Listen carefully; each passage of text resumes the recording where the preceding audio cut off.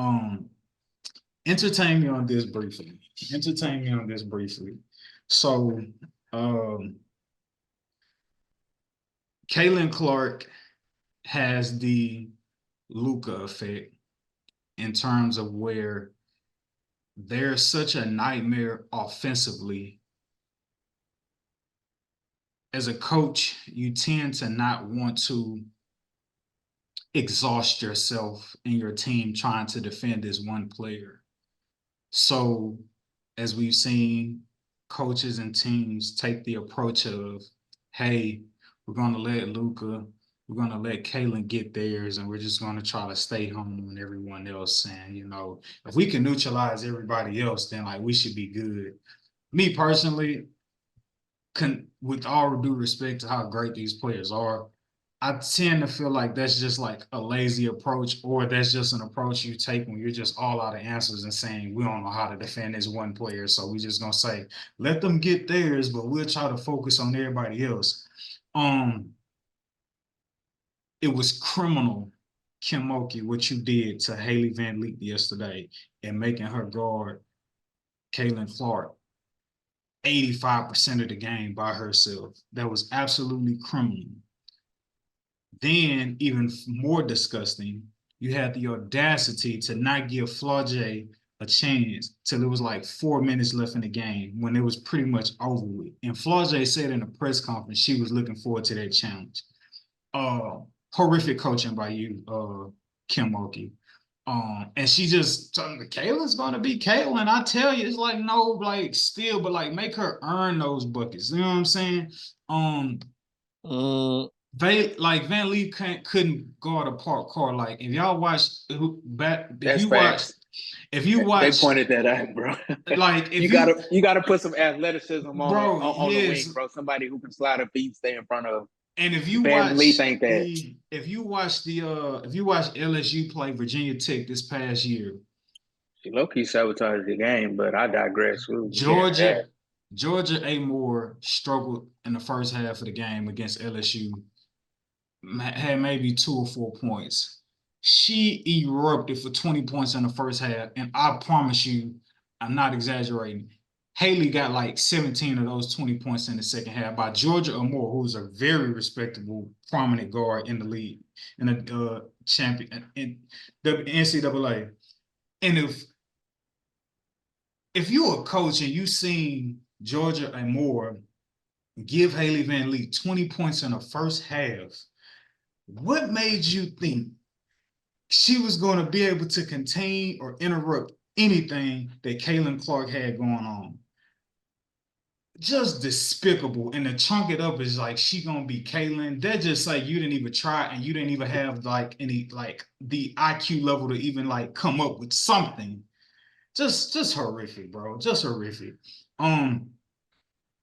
However, our queen Dawn Staley, she had the same approach last year, saying, hey, we went into this game saying we know what Caitlin is capable of, but we believe that if we could not focus on Caitlin, let Caitlin get hers, let Luka do Luka, and just focus on Monica Shizano, we could be all right. Well, they focused on Monica. Monica struggled, got in foul trouble, having to deal with Aaliyah Boston.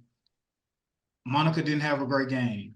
And as a result of letting Caitlin Clark get hers, South Carolina was upset.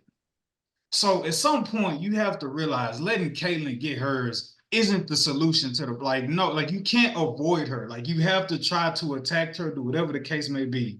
Does she not draw fouls? When she drives, she's not hunting fouls. I'll say that she's not hunting fouls. Like there's like, and I mean, you can't. I won't even say she's drawing fouls when you look at how far back she consistently tries to shoot. That's not like somebody's just like really trying to draw fouls when they're shooting from 40 feet. I mean, we're not? But she is there a theory that she's not doing it on prime defenders when she's doing that? Like, in theory, like two-way players or a person that's needed. She's not doing it on the person that's needed. She may be attacking on the players that's needed, putting them in foul trouble, knowing that she can get it, And the players that can't hold her, she'd rather just put them on an island and just like either shoot the lights out, cross them up, do whatever she really feels like doing. That's what seems like maybe the dilemma is like, you know what? She can actually put you in foul trouble, but she'd rather not if it's not necessary. Because that takes a lot more work. You get what I'm saying? Like drawing that foul, you have to go in, control the ball, get fouled, and try to make the shot. On the other hand, for her, taking a three is like a layup. So I'm not trying to defend. I'm just thinking like, dude, if she's so great, like, why don't you put your best defender on her? And it's like, well, the best defender will end up fouling out, and then next thing you know, you have nobody to defend nobody. I don't know. No, I mean that's a valid point. I understand what you're saying, but I don't think teams are true. Some teams just don't have a good defender to put on her, and like we talking about like women's college basketball, like where most of the time you find like your best defensive players are players who are guarding the rim, and Caitlin doesn't necessarily have to deal with them because she's out shooting threes and jumpers. Like there's not a totality of great perimeter defenders in college as much as it is like you got your 6'4", 6'5", women centers down there to protect the rim. So I say that to your point. But this is what I propose. This is what I propose. It sounds a little crazy, but at this point, you need that to try to deal with Caitlin Clark and trying to defend her. I have not seen this. Teams will take the effort and the approach to try to deny her full court so she can't walk the ball up. Great. I don't know if I can't say I've seen too much of like zone against Caitlin, but what I believe to be the key to not stopping, just simply trying to contain and not chalk it up to let Caitlin get hers. Caitlin's going to be Caitlin's is. One, obviously deny her the full length of the court. Don't let her walk the ball up the court, which forces her teammates to, figure it out on their own at times. That's one. Two, shout out to all the dogs. Two, deny her full length of the court. Two, go over on screens. When she calls a screen, you trap her. Make her force the ball to somebody else. You trap her off the screen. Do not switch off the screen. You trap her off the screen, which will elude her to stop calling screens early on. That's what I propose. And then 3, sounds crazy, but again, that's what you need at this point because y'all have tried everything else. Push up on her and play her as far out as she'll allow you to, and try your best to run her off the 3. Run her off the 3, try to push her into the paint, live with the twos, live with her kicking it, live with her driving it. Dealing with twos is a lot more easier than dealing with an onslaught of 3s that she's going to shoot up. So,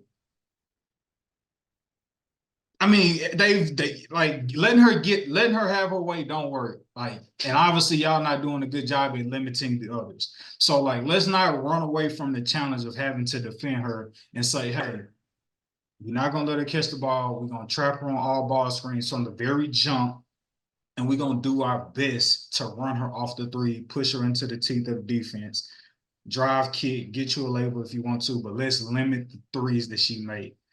If you do that, I think you got a slim chance at being able to contain Caitlin Clark with all due respect to how great and phenomenal she is as a player.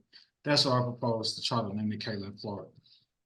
Do y'all contest to that? Do y'all think that is asinine, or do y'all have any other X's and O's that we could give these coaches, that we could give the Dawn Staley to possibly win this game against Caitlin Clark, man? Because I just be annoyed that it's like, I don't want to say they're not trying and like disrespect their effort out there on the court, because I understand how great they are, but it's just like, bro, letting them get theirs ain't the answer. Sorry, it's not the answer, bro.